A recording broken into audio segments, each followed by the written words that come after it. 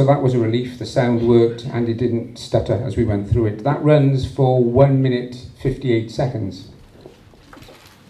The second question is, so if your findings are for the basis to stay as they are, does Wales Air Ambulance have to follow your findings and Health Board's findings? I would expect, there's not much point in me doing this work if Wales Air Ambulance don't follow the recommendation. Thank you.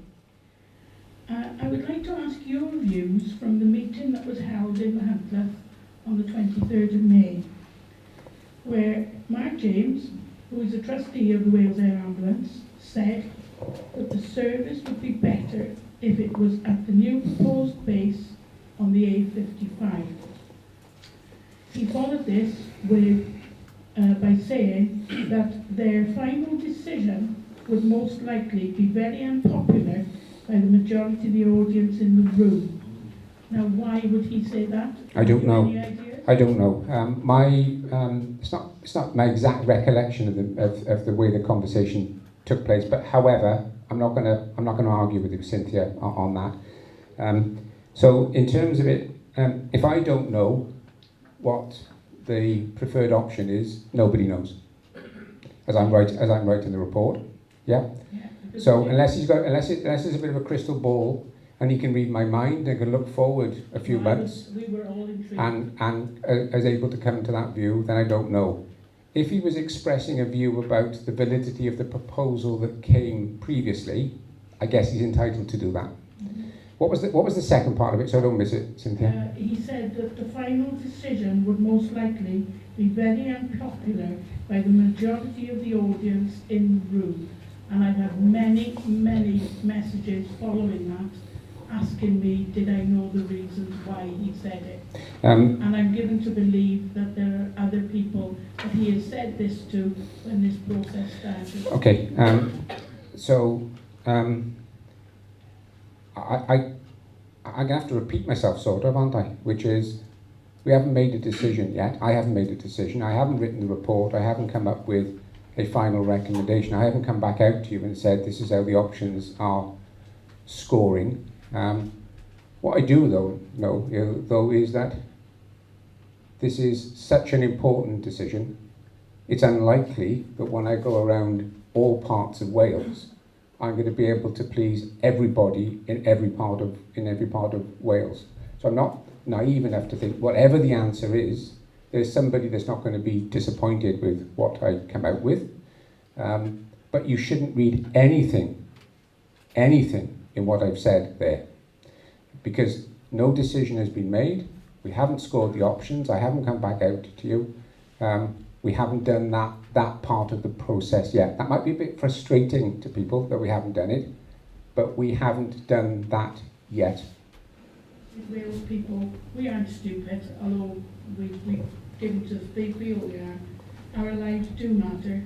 We may live in a rural community, but our lives are as precious as the ones on the M4 corridor, on the A55, irrespective of what everybody thinks. Thank you. I agree. Every life in Wales is equally important. A rural life and an urban life, they're the same. One doesn't score better than the other in my book. So I had this gentleman at the front. I saw at the beginning of the presentation 1,300 calls average a day, and you have to... Still can't hear, sorry. Saw the figures, 1,300 calls a day. And 13 responded by the elite service, shall we call it, and 3 are not met. What percentage of those calls are in the inner region of Wales, that's to say away from the coast and the big conurbations? Yep. That's what I'd like to know, because the service is so critical to rural people because of the journey times. And I know you quoted 50 minutes by air, 40 minutes by car. Yeah. So break down that data. What's it actually mean? Okay. And the 3 you're missing, where are you missing them? Okay. Okay, fine. I will make that available. I will make all of that information available.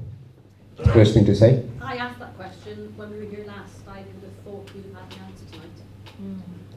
I haven't come to the second part of the process yet, have I? I'm still on this round of the process. Was that question about where those three Yes. people are? Yes. Yes, that's right. And when I run the option appraisal, in terms of the do nothing option, that will make that really clear in terms of where that is. My suspicion is that we've got quite a number of calls that are missed after 8 o'clock at night when there's only one resource available, and that resource is available in Cardiff. That's my suspicion, but I will look at that and I will publish that information. Thank you. The question is equity. The critical care centre that you said will be North Wales and South Wales. If you look at the general hospitals and the critical care hospitals, where do they run? A55 or the M4 corridor? Us in Wales, and I recently had experience of that when my mother had a stroke. I took her to Shrewsbury because the nearest ambulance was going to be over 2 hours away. Then we were blue lighted with a Shropshire ambulance to Telford, where she then had a major stroke and was airlifted with a Midlands Air ambulance to Stoke. Now I travelled behind, and it took me 1 hour and 15 minutes to get to Stoke. She was there in 12 minutes. She had an operation and had the clot removed. If we'd have been stuck in mid Wales, she would have never had that. The golden time of 3 hours for a stroke would have gone. And I feel that the equity that you're offering, you're not looking at transfer times, and transfer times from mid Wales is a lot greater than if I was in Port Talbot or I was in Llanelli. I could be transferred to the Heath in Cardiff quicker than I would be transferred from here to Stoke. And I think during your process you need to look at travelling times. That is one I think needs looking at, because even if you're stuck at Knighton, you've got to get to Hereford. The road network is very poor, and if you also said that you would put a car in North East Wales. Well, North East Wales is going to be Wrexham. Wrexham to here is going to be at least 1 hour and a half. With the road network, we're not going to stand a chance. That 1 hour and a half, our golden hour is gone. We need something in mid Wales, taking it away. You also said you've put a contract in for 4 air ambulances, but you're going to have 3 bases. So where's the 4th going to go? Right, there's a lot there. What we've got is a variety of different options. I put up a variety of different options, and what you've done is you've selected a number of those different options. You've described a couple of those different options. Yeah. Yeah. And what you've done is you've given me you said, actually, I think the strength of this option is this and the weakness of this option is that. Yeah. So when I run that option appraisal exercise, those are things that I need, that I will be looking at. What's the strengths and the weaknesses with each of the options? There's a difference, I think, between a critical, you pointed it out, there's a difference between a critical care centre and a specialist centre. Yeah? Yeah. So I can't change the fact that you don't have a district general hospital here. Therefore you don't have a critical care centre here. Therefore you have to travel to a critical care centre. And if you need a specialist critical care centre, you need to travel even further. So in terms of this, that's why we need to make sure that we're providing more coverage for the emerts service, which is that specialist bit that gets straight to the specialist centre. And also, you don't just need a good emerts service and air ambulance service, you also need a good ambulance service. So all of those are very valid points, I think, in terms of that.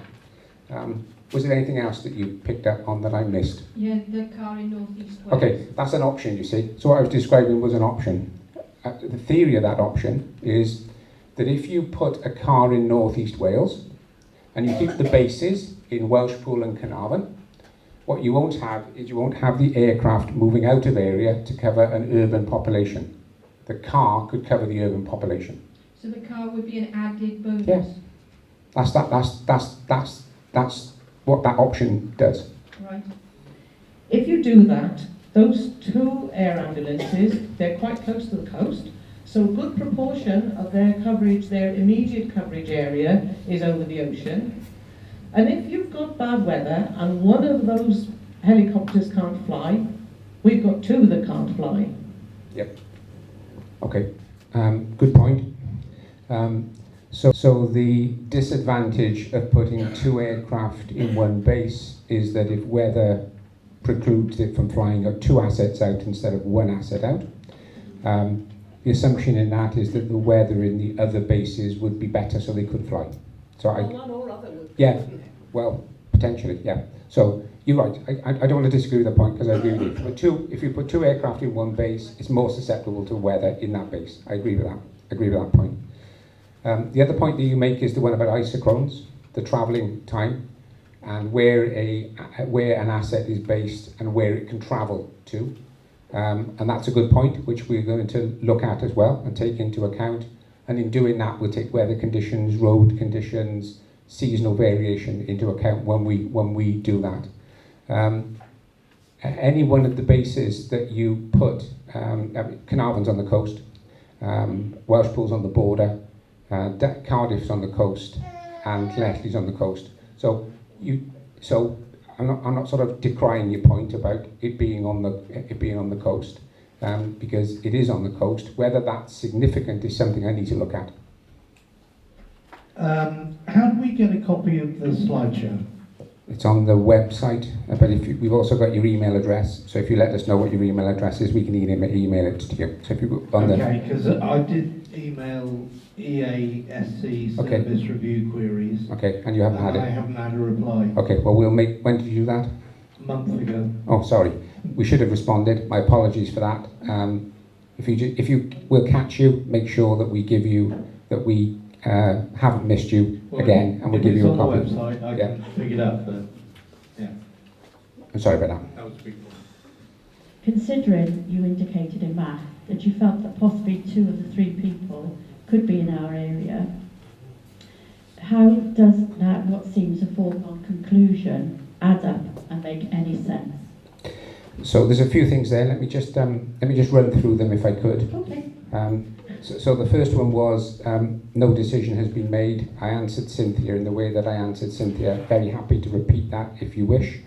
Thought I was pretty clear in what I said. Happy to be held to account for that if that is not the case. What option do you want me to do? Because I was thinking, I was listening to what you were saying, and my assumption was do nothing. No, personally I feel the best option would be to keep the bases where they are, because we know Dyfed Powers Police pulled out of the base that you're proposing because of weather conditions, and to bring the air ambulance that's on 24-hour standby in Cardiff to mid-Wales, where it can serve the whole of Wales at an equal sort of time. Okay, thank you, that's helpful. So that's like on a variation on one of the options I put in, which was keep the bases where they are, bring the nighttime aircraft to Midway to Welshpool.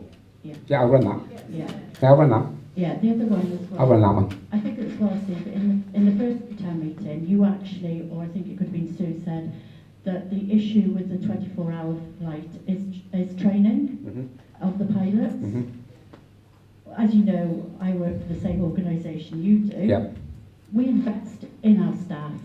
We invest in our staff by giving them adequate and appropriate training. Yeah. What is the difference with investing in their staff to give them, the pilots, the adequate and appropriate training to fly at night? Yeah, that was addressed, I think, in the new contract to make sure that happened. So it was great that was written in. You're right. Within the NHS, we do train staff regularly, and I can confirm that the EMERT staff are one of the most highly trained group of staff that you could ever wish to meet. In their field. In their field. Yeah, in their field, absolutely. Yeah, in their field. There's lots of specialists in the NHS, but in the context of that, they're very highly trained. Let me pick up is this a foregone conclusion? Because whatever I say, the Air Ambulance Charity are going to say, well, actually, what we want to do is own the base, so you can discount all of the other options that they've got that involve leasing a base, not owning a base. I'll let Sue answer that. Thank you. Thanks, Stephen. I might just pick up a couple of other points while I'm here. So there's been a lot of speculation about whether it's a done deal. So I'd just like to confirm on behalf of the charity will have one decision, and that decision is, will it support the decision of EASC? So I hope we're all clear on that.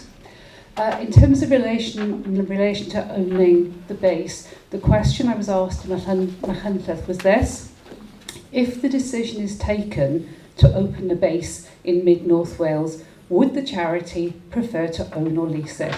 And I said, in my opinion, the trustees would probably prefer to own that base because it makes more sense from an investment perspective.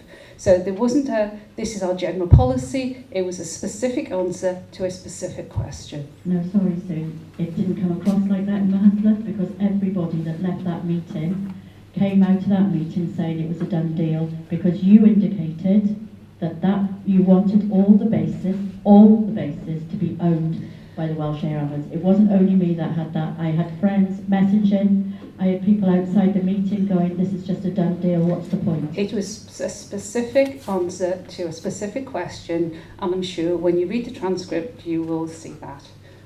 Is there anything else you want me to pick up, Stephen?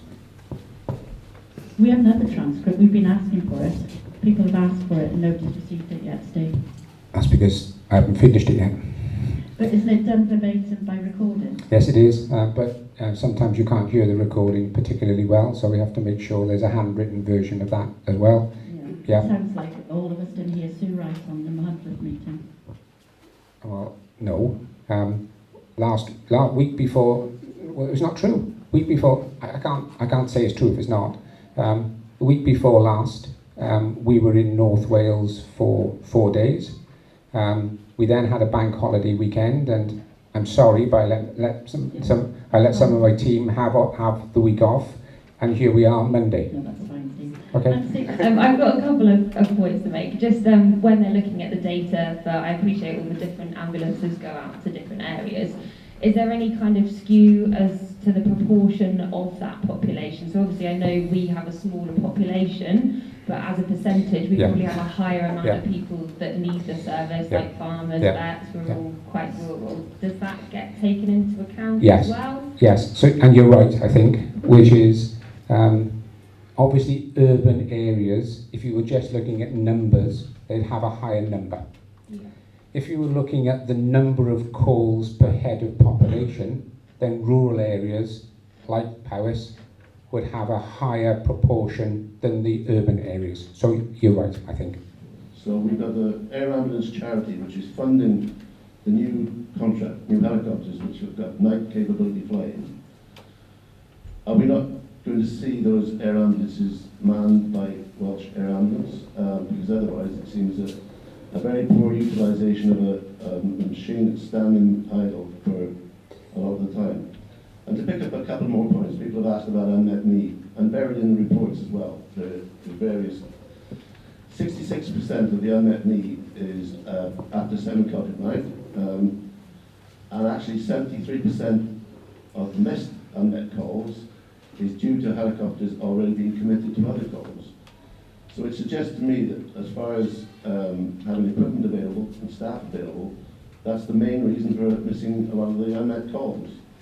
So the 3 people who aren't being seen every day would seem to be in a situation where it just isn't service available. And there's a lot to cover there for you, Steve. Yeah.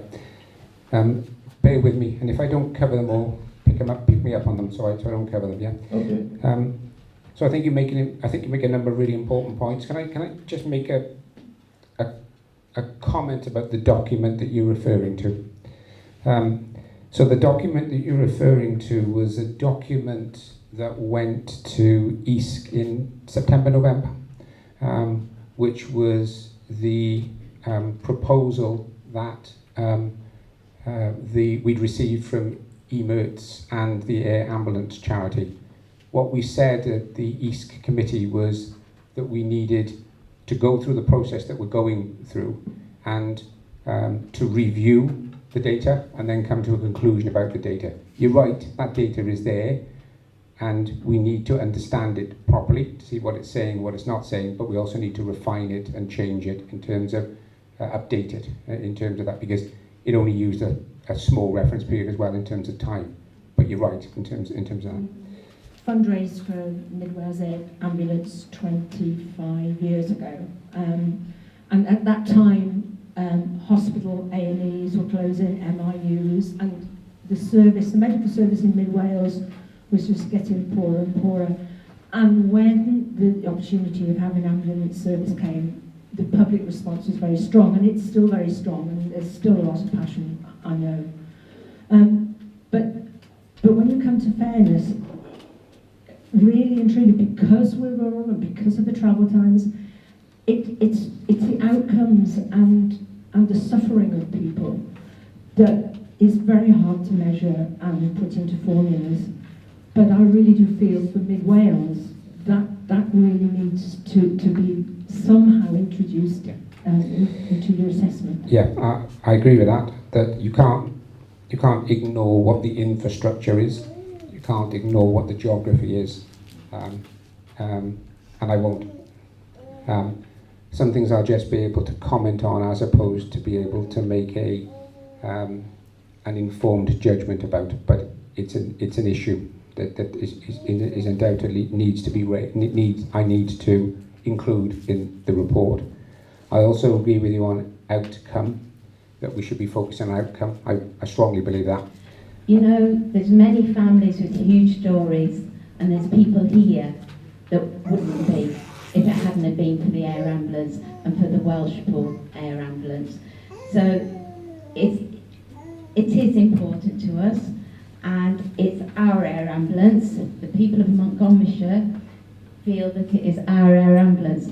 I understand that it's an all Wales service, but for us here in Montgomeryshire, we feel that it is our air ambulance, and that is why.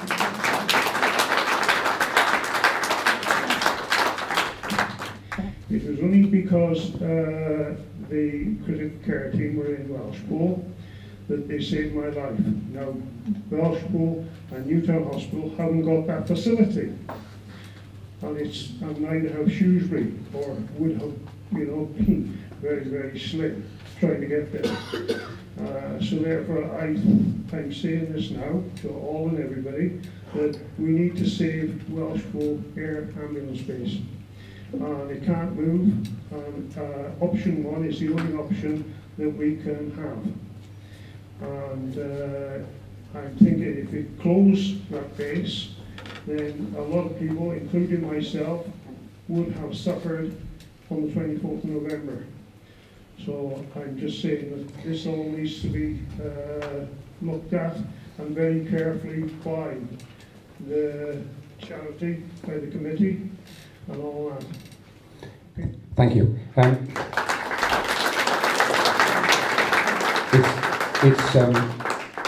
It's really important to get stories that are around real individuals. So thank you for sharing that. I appreciate that. I'll just clarify, as I've done at other meetings, which is, I know you mean option one, but there are other options which keep the base in Welshpool as well. So presumably you'll be supporting those as well, not just one of the options. Yeah. Last consultation meeting here in Newtown for you. It's been a long haul. What's your next step? Well, my next step is to take on board all of the questions and comments that people have made, to run the option appraisal, like I said I would, and then to come back out with this is what the results of that option appraisal are, for people to comment again before we take that back to the EASC committee for them to make a decision. So I gathered earlier on that the timescale for the decision could be back into the autumn. Is that right? Yes, I've got a lot of things to take into account, a lot of work to do. I don't want to rush it. I want to get that right, which is why I think it's sensible to take that month or so just to make sure that we're using the information, understanding it, and then running the option appraisal accordingly. There's a lot of emotional views tonight, and I'm sure they would have really hit home with you. You can't fail but to be impressed by the strength of feeling, the passion that people have got for the service. Well, the people of Mid Wales certainly love your ambulance, that's for sure. Thank you very much. Cheers.